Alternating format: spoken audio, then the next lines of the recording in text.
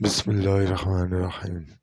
یاد رکھو بے شک جو اللہ کے دوست ہیں نہ کوئی خوف ان پر اور نہ وہ غمگینوں کے، اور جو لوگ ایمان لائے اور تقوی خوف خدا اور پرہیزگاری کرتے رہے ان کے لیے ہے بشارت ہے دنیا کی زندگی میں اور آخرت میں۔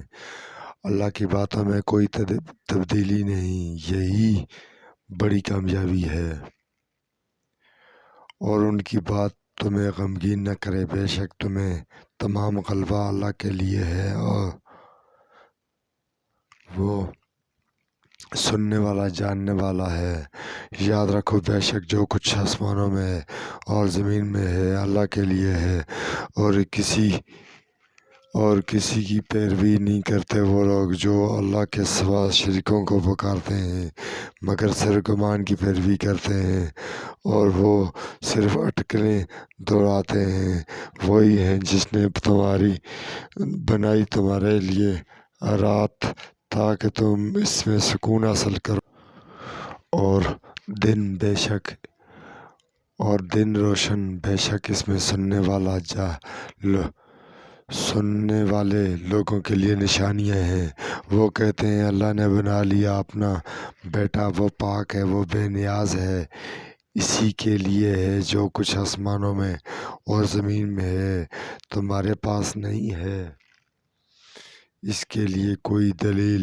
کیا تم اللہ پر وہ بات کرتے ہو جو تم جانتے نہیں؟ آپ صلی اللہ علیہ وسلم کہہ دیں بے شک وہ لوگ جو اللہ پر جھوٹ گھڑتے ہیں فلاح دو جہان کی کامیابی نہیں پائیں گے۔ دنیا میں کچھ فائدہ ہے،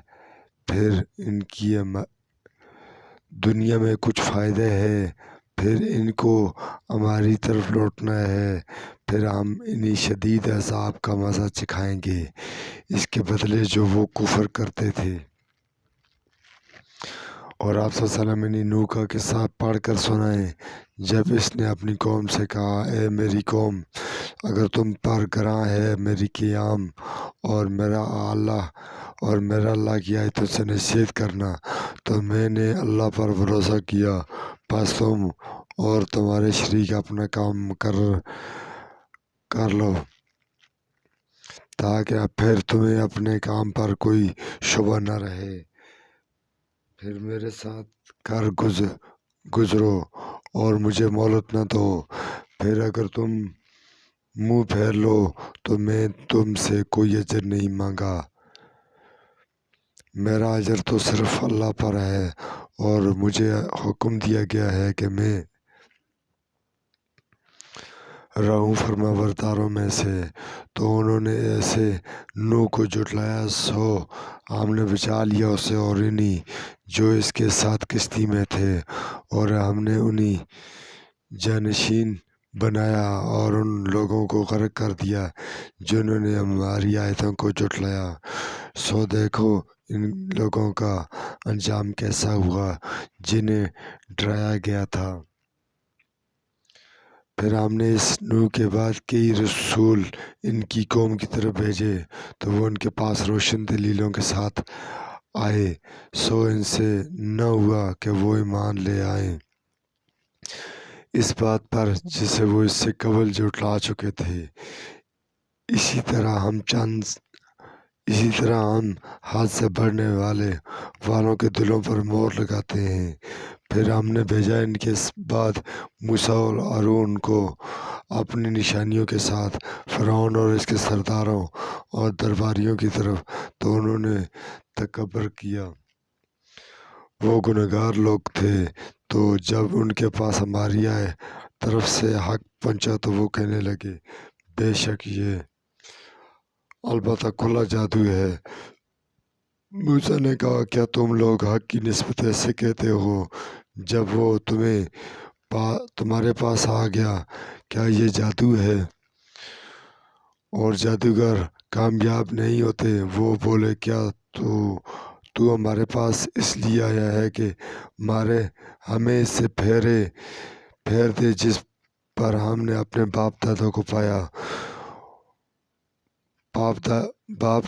پایا اور ہو جائے تم دونوں کے لیے زمین میں بڑائی سرداری مل جائے اور ہم تم دونوں کے ماننے والوں میں سے نہیں۔